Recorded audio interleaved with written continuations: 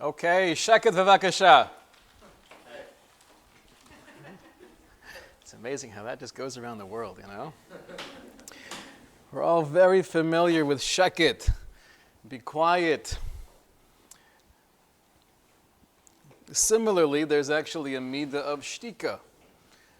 A midah of shtika, of silence.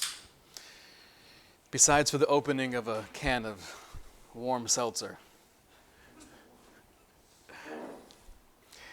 I'd like to explore briefly the power, the beauty, the transformative nature of shtika, of silence, and at the same time touch upon the danger, the sakana of being silent in a situation where the call of the hour is to stand up for what you believe in, to stand up for your values, not to be timid, not to stand on the sidelines.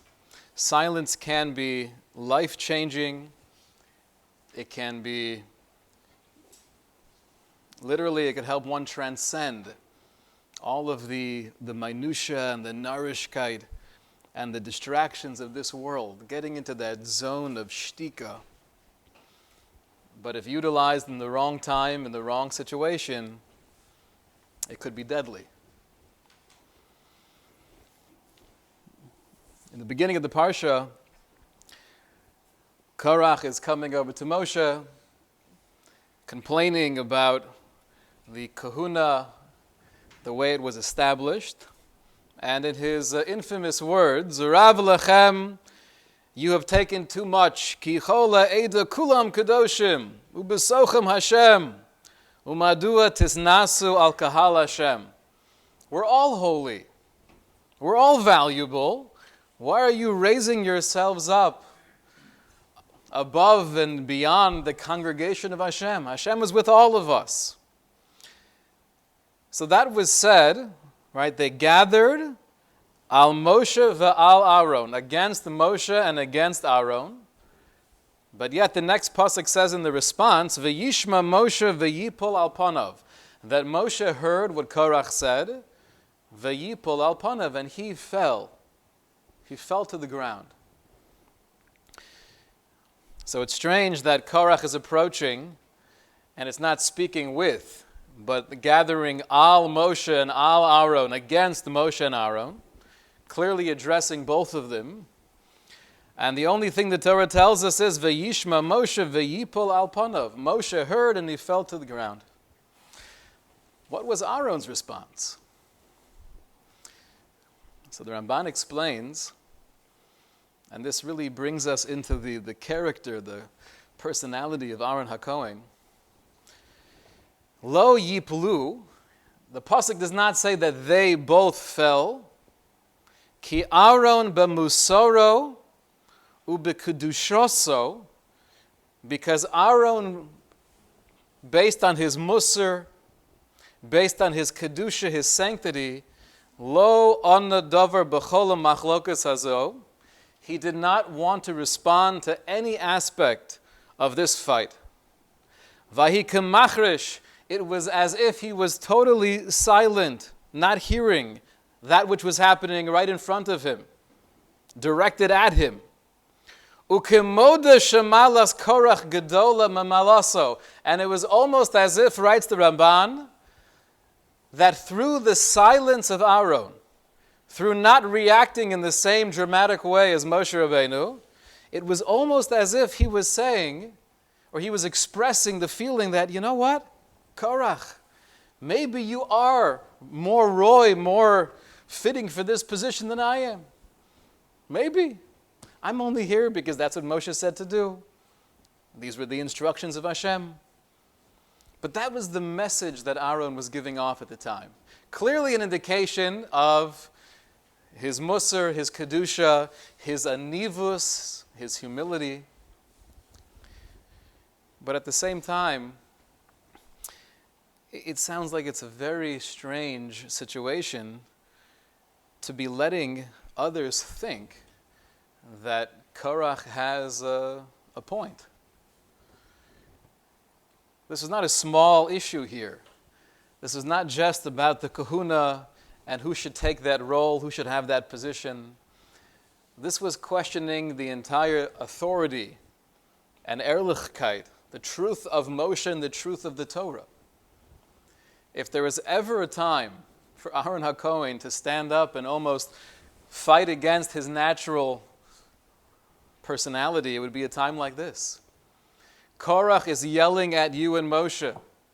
He's creating a tremendous chilul Hashem. He's endangering the future of the Jewish people. Don't just stand there and be silent. Yell at him. Or at least react in a dramatic way, like Moshe, fall onto the ground.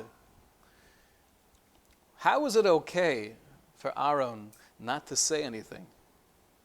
And in the description of the Ramban, it does not sound like it was the wrong choice. To the contrary, it's based on his musar and his kedusha. It's based on the lofty, majestic human being that he was. He was able to stay there as if he wasn't part of this conversation. Why was that the right move?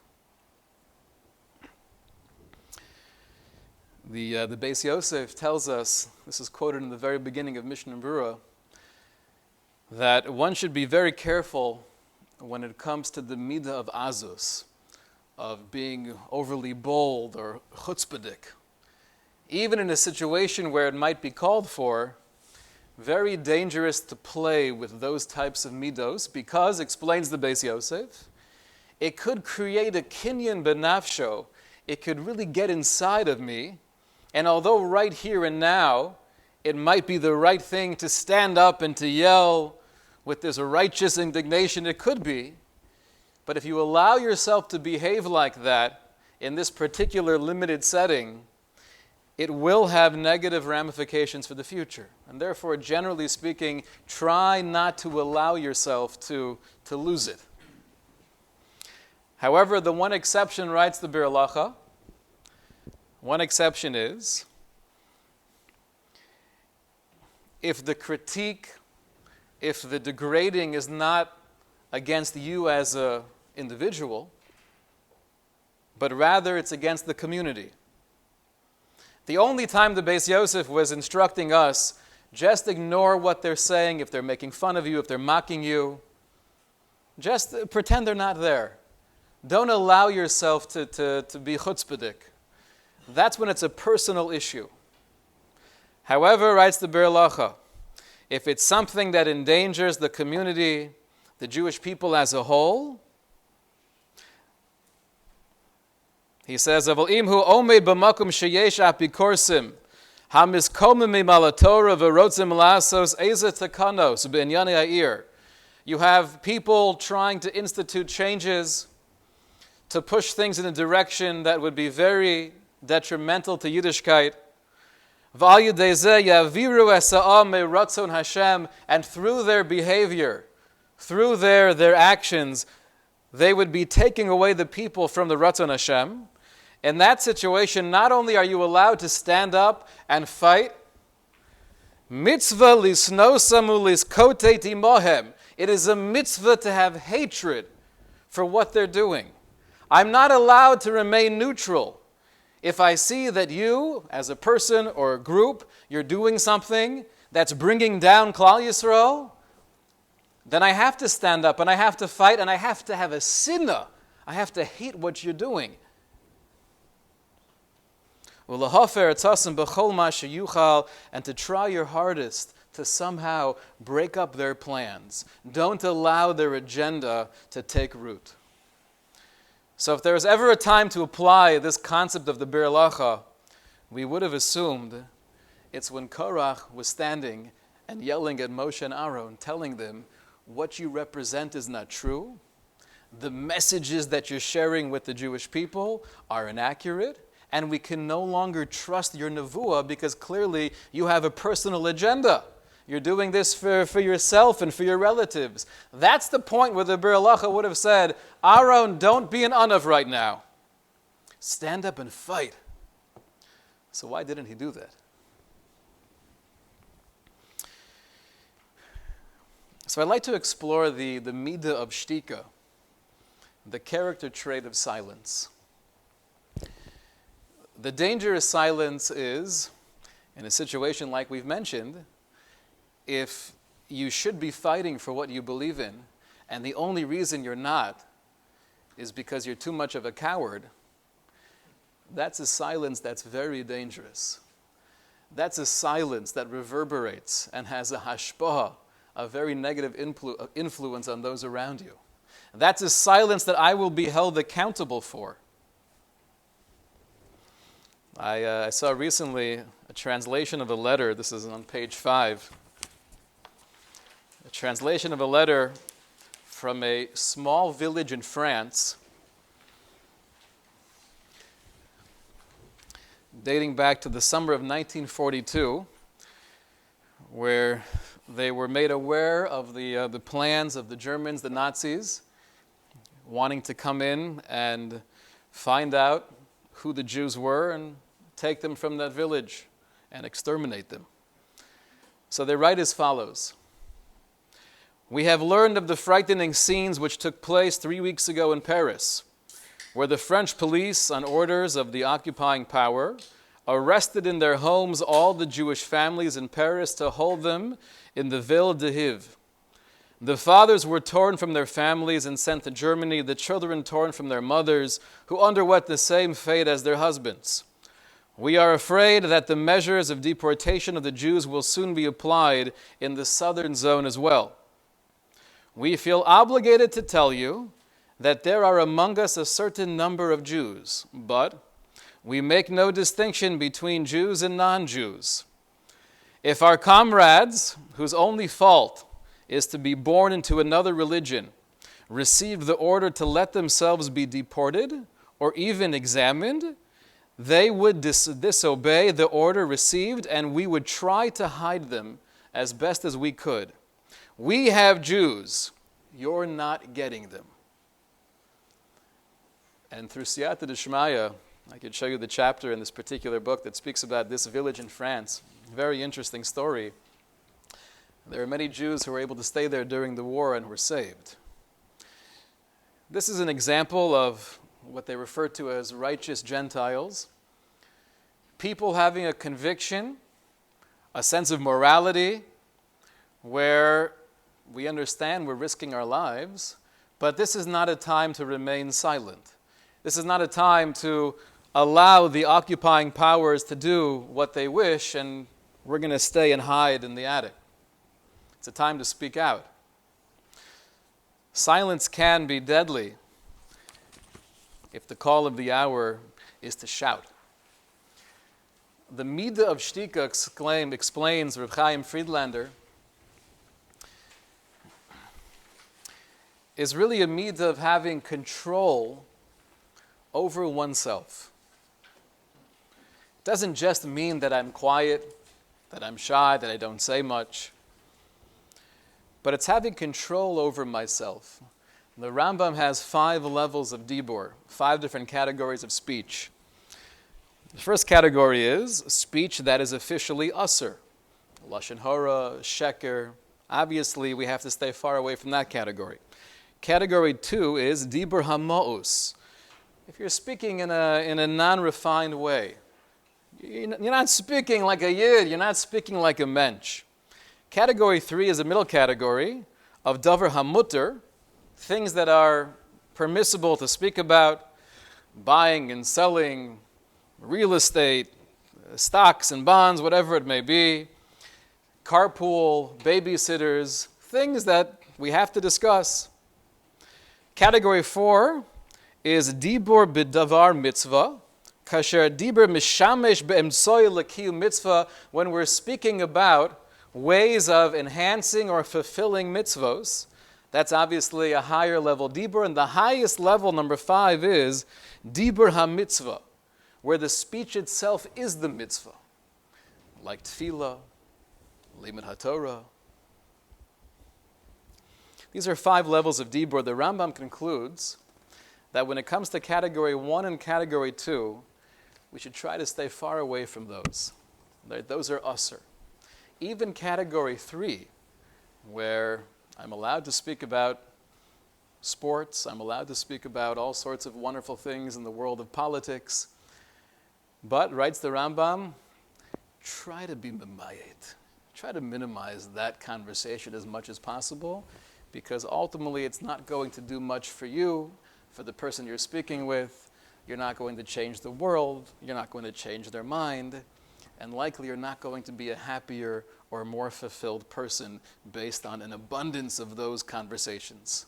The Rambam says, as much as possible, try to stay within category 4 and 5. Speech that's relevant to mitzvos. Now that doesn't just mean when I'm saying a bracha, when I'm learning Torah, when I'm davening.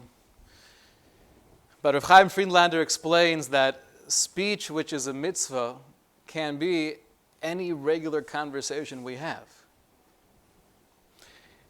He says sometimes people see a chazal and then they assume or they think in black and white terms.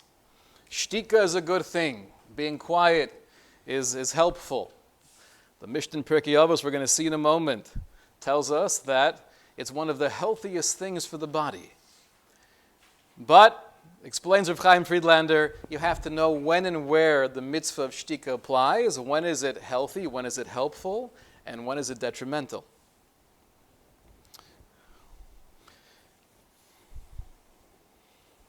He quotes a story of Rabbi Yisrael Salanter, that Rabbi Yisrael was staying with a few of his Talmidim in a farm. And there was a lady, an older woman, who was running the show over there. And she was out and about from the break of dawn, working with the chickens, gathering the eggs, milking the cows. It was the whole 9 yards. And one afternoon, some of his Talmidim saw Rabbi Yisrael having this long conversation with the farmer, with this older lady. And he was inquiring, so how many eggs did the chickens lay usually? What's the quality of the milk? How often do you shear the sheep? Random farming questions that they understood that their Rebbe really didn't have much of an interest in. And usually you wouldn't find Rabbi Yisrael Salanter speaking to someone of the other gender for a long time. So they were politely trying to explore, Rebbe, what's going on? And Rabbi Yisrael explained, he said, we have a sense of hakaras hatov.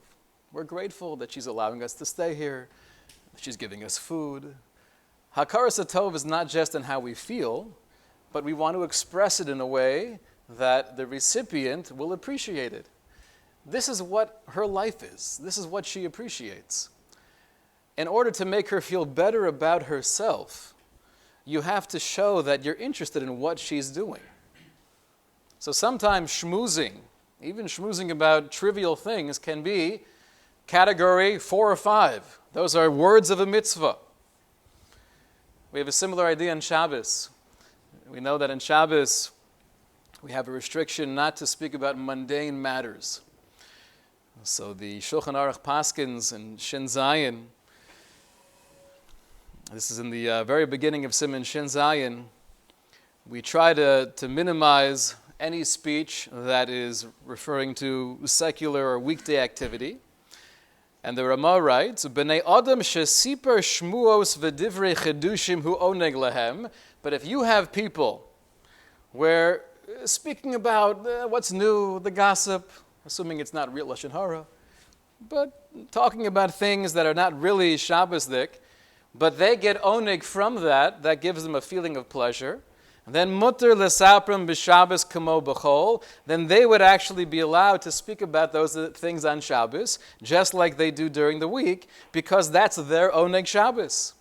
However, misha eino misnaheg, but if one doesn't get pleasure from those conversations, then for you, it would be usher to speak about those things on Shabbos. This one Ramah makes Shalom Bayis very difficult, right? Theoretically, right, one's wife could enjoy speaking about many things that she might speak about during the week, and the husband now could take out his religious card. I would love to speak more about the 5 different choices of skirts you want to look into for the girls, but for me on Shabbos, I'm not sure I'm allowed to. However, writes the Mishnah Berurah something very interesting. He says, the only time I'm not allowed to speak about something that I don't get oneg from is when not only do I not enjoy the conversation, but I'm not enjoying the fact that you're enjoying the conversation. Meaning to say, Im hu misaneg b'meh shehei misangim, if I get pleasure from the fact that you're speaking about something that although intrinsically I don't really have much of an interest or curiosity in this topic, but you're getting into it, and because you're enjoying it, I'm enjoying it, so then it's mutter. That's oneg Shabbos. So sometimes, even speaking about trivial things, mundane, how to milk a cow, how many eggs the chickens produce, or even speaking about something that is not at all kedusha tahara on Shabbos, but it's bringing someone else simcha, and you're getting simcha from their simcha, then there's no mitzvah of shtika, no mitzvah of being quiet. The mitzvah is have a conversation, make somebody feel good about themselves. I remember reading about Reb Yitzchak Blazer. He was one of the three main disciples of Reb Yisrael Salanter. It said about him that from Rosh Chodesh Elul through Yom Kippur for 40 days, he would take on a tainus dibur, which means he wouldn't speak at all. The one exception was when his wife had a baby, he said, Mazel Tov. L'maisa, he was married 4 times because of that, but just joking. Now, obviously, you have to assume for the Blazer Mishpacha, this is something that he was doing because it was an aliyah, and his wife, I'm sure, was on board with, and they had that kind of relationship. For a different Mishpacha, that's called abuse. So a lot depends on the circumstance, a lot depends on the dynamic of the relationship. What was Aaron doing? Why did he not respond? Korach is being mezalzel, he's degrading, he's questioning the authenticity, the legitimacy of Moshe and the Torah.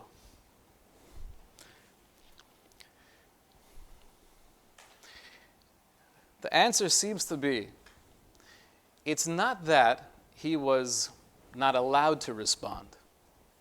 Of course, he could have started yelling at Korach. He had every right to start shouting aggressively at Korach to try to shut him down. That would have been mutter. However, the only reason why he didn't do that must be because he felt that would be counterproductive. I have the right to yell at you. I have the right to stand up in a way that will be very aggressive and very strong. I have a right to express azus, to be bold. But clearly, if Aaron didn't do that, it must be what the Ramban is teaching us, is that he would have felt, or he did feel, that would be counterproductive. That's only stoking the coals of the machlokes.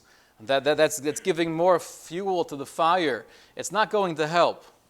Right now, before anything, before giving tochacha, before rebuking in any way, shape, or form, I have to somehow try to extinguish the flames. That's why he chose to be silent. Reb Simcha Zisel Brody, we quoted him last week in his beautiful sefer, the Sam Derech. He takes this approach to explain the silence of Aaron HaKohen. This is the bottom of page 2. He writes, V'nira, ki gam Aaron chishev u'matza shekedei lechabos es eish hamachlokes.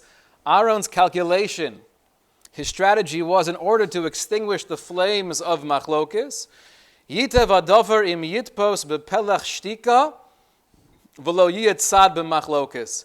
He felt it would be more effective to utilize shtika, to be silent, to be quiet, and not to get involved directly with the machlokes, at least in that place and that time. What the Ramban means when he says it was based on musaro v'kedushoso, the musar of Aaron and the sanctity of Aaron, explains Reb Simcha Brody, Ki makor koach hashiput v'hachra.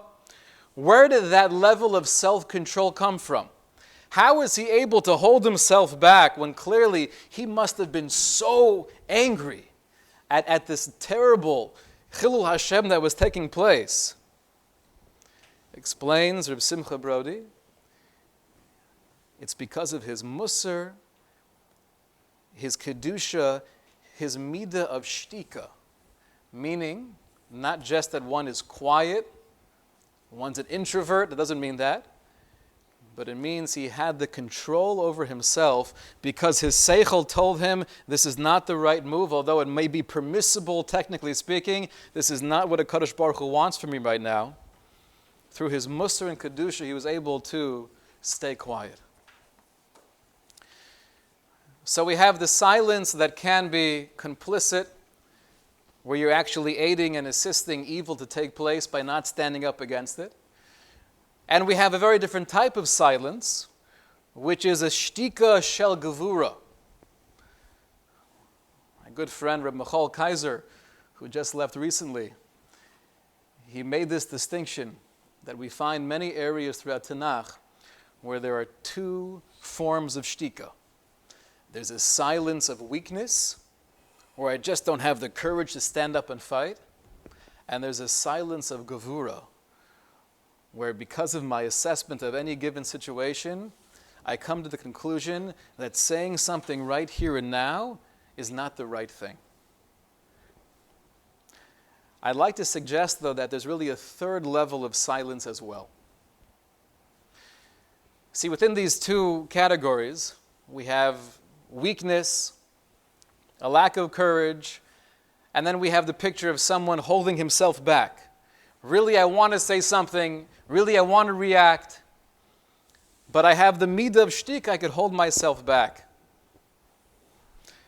It's interesting from a strategic standpoint. Rabbi Vadia Yosef tells the story of Rabbi Yisrael Mivizhnitz, the great Rebbe of Vizhnitz, where he was asking his gabbai to take him to the manager of a particular bank.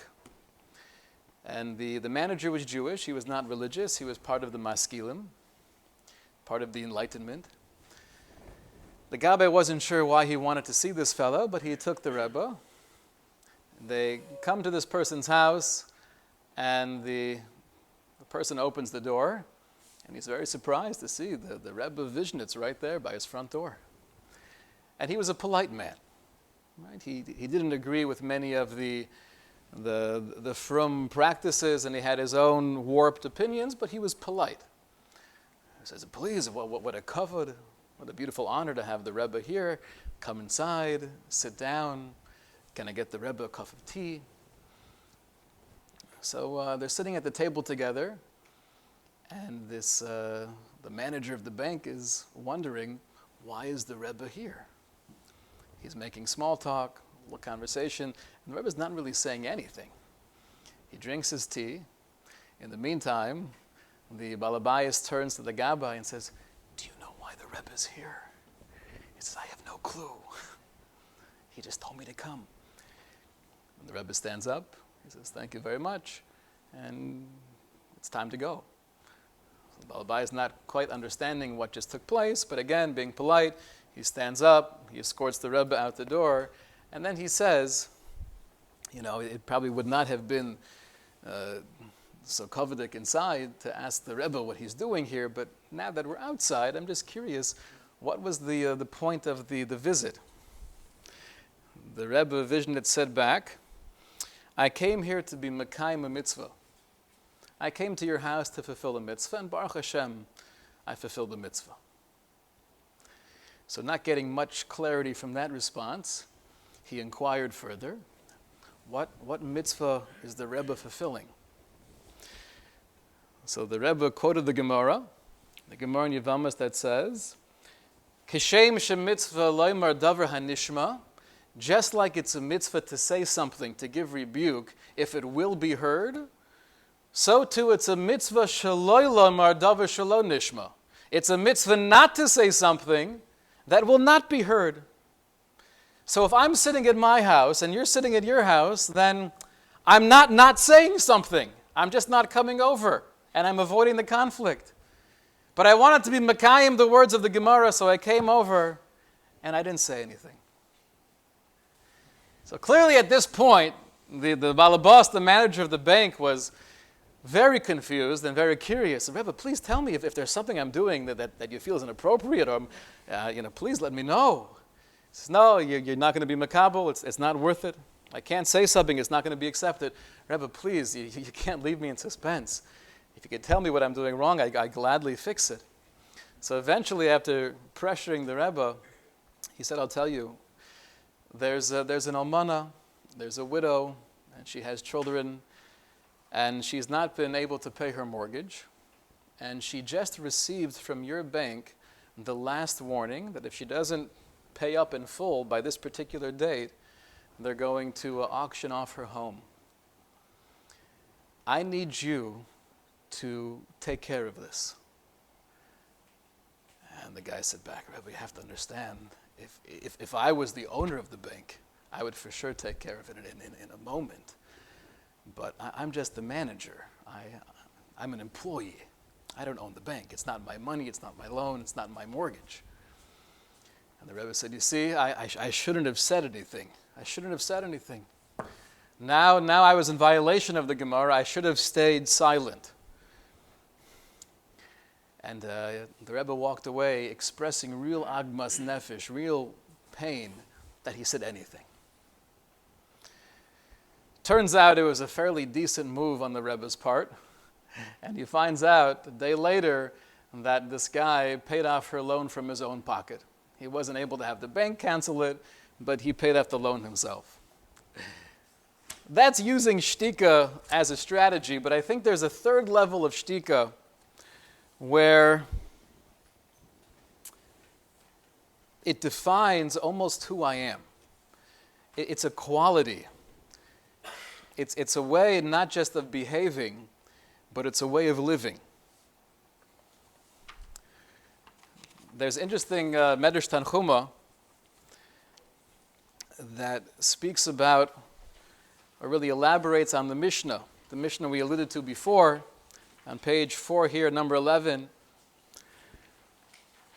Amar Reb Shimon ben Gamliel, Kol Yamai Gedalti ben Chachamim. He said, all of my life I have been raised amongst the sages. V'lo matzasi laguf tov el shtika. And I found nothing better for the body. Putting aside, what's it called? The vinegar, what's the new vinegar? Apple cider vinegar. Putting aside apple cider vinegar, I found nothing better for the body than shtika. That's what the Mishnah says. Explains the Medrash Tanchuma. Rachel tafsa b'shtika. Rachel Imenu embraced this midah of shtika. She was silent. And therefore she was zoche to have children who followed in her path. And it gives examples of Binyamin and Shaul HaMelech and then Esther HaMalka. V'lama shaska, so why was she quiet? Obviously referring to when she found out that Lavan was going to give Leah as the wife for Yaakov instead of her. She didn't say anything. So lama shaska, Amar Reb Shimon bar Yochai, the great author of the Zohar, tells us, she made the following calculation. And she said to herself, if I say something and I let Yaakov know what my father is planning on doing, then likely my father is not going to let me marry him either. And therefore, ani misrachekis min haguf hatzadik hazeh, I will be distancing myself from this holy, righteous person. She wanted nothing more to become the Ezer Kenegdo of Yaakov Avinu, to build Klal Yisrael together. So she thought about it. If I say something and I mess the whole thing up, I'm going to lose my chance at marrying Yaakov as well. Therefore, she decided to remain quiet. She was silent.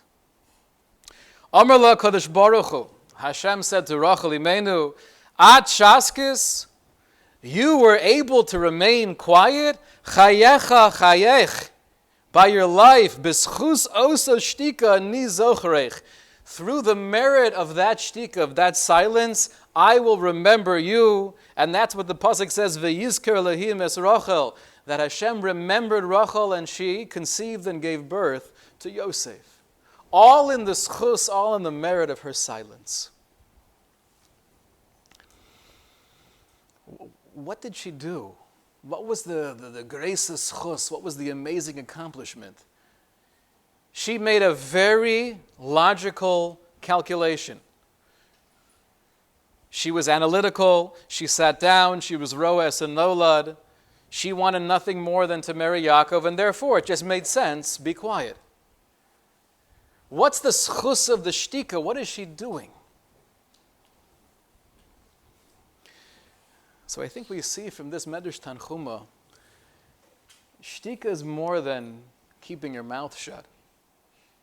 And that's a very difficult thing to do. Kol achosim piv, anyone who's able to restrain him or herself when there's a machlokas going on, when they have a great line that could be so hurtful, but I'm not going to say it, can't even fathom the olam haba. But there's a deeper madrega, where there's shtika intrinsically. It wasn't just that she was making this rational decision not to say anything in order to get married to Yaakov, but there was a sense of tranquility. There was a feeling of being grounded within this decision. It wasn't an action or an inaction, it was a state of mind. It was the essence of who Rachel Imenu was. It was a shtika. There was a sense of just ironclad bitachon. That's an amazing thing to accomplish. You could keep your mouth shut. You could hold yourself back when you want to say something. The way that Reb Simcha Zisel Brody describes Aaron in this interaction, it sounds like Aaron was holding himself back, but it may very well be that it was a deeper shtika. It was a shtika like Rachel Imenu, where he understood because it will be inappropriate, it's not going to be effective right now to scream at Korach, I'm not going to say anything. And of course I can't stand the Chilul Hashem that's taking place, but Penimius inside, he had a shtika. There was a sense of tranquility. He never lost that equilibrium. That's a deeper level of shtika. This is why the mission doesn't say it's an amazing midah, it's a wonderful quality to try to attain, but it's good for you physically. Kol yomai gadalti ben chacham v'lo matzasi leguf tov el shtika. Explains the Svas Emes. Shtika in this context doesn't just mean I'm not saying something, but I'm able to quiet the body. I'm able to keep still all of the distractions, all of the noise and clutter, all of the texts and the emails and the achrayas and things that are going through my head. If I just remain silent, but I'm not actually living a shtika existence, I'll never have that menuchas hanefesh. Lo matzasi leguf tov mishtika. I haven't found anything better for the body than being able to get into this deep state of quieting the body and allowing the seichel and the neshama to shine. Aaron lived this. Vayidam Aaron, probably the most well-known example of Aaron's silence, is when he said nothing after the death of his two children. Vayidam Aaron, he remained silent. It doesn't just mean he didn't say anything or he didn't complain, but like the Sforno explained, Shehisnachem b'kiddush Hashem, he had a sense of nechama, of comfort, because he understood there was a kiddush Hashem that took place through the passing of his children. When we daven at the end of Shemona Esrei, Elokai Natzor Lishoni Meirah, we ask Hashem, please guard my tongue from speaking evil, from saying negative things about others. Usfasai midaber mirma. Save me from speaking deceitfully. Ulim kalai, and those people who are cursing me.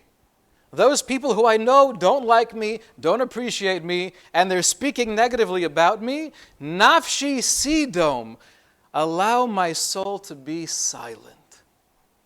Nafshi sidom doesn't just mean that I'm holding myself back from saying something. Chosim piv. That's a deeper madrega.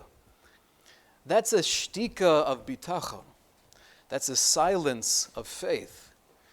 Nafshi sidom, allow my neshama to be quiet, to not feel the urge to get you back, to not feel the pain of rejection, to not feel that because you're not accepting me or you don't like me or you didn't invite me, that destroys me. Nafshi sidom.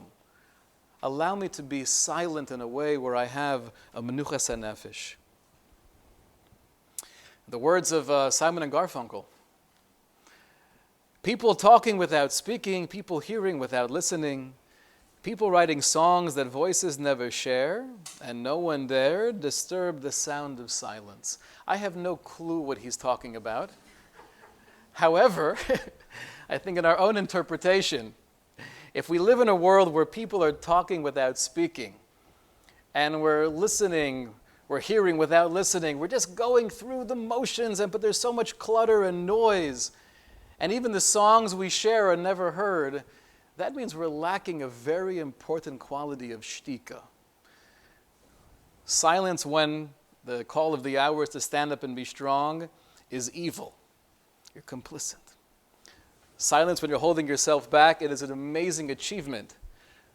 But the deeper goal is a shtika shel bitachon, that even when things are uncertain, even when I feel that you're being makalel me, you're cursing me, sidom nafshi, or nafshi sidom, my neshama has that sense of bitachon and reliance that HaKadosh Baruch Hu, this is all you.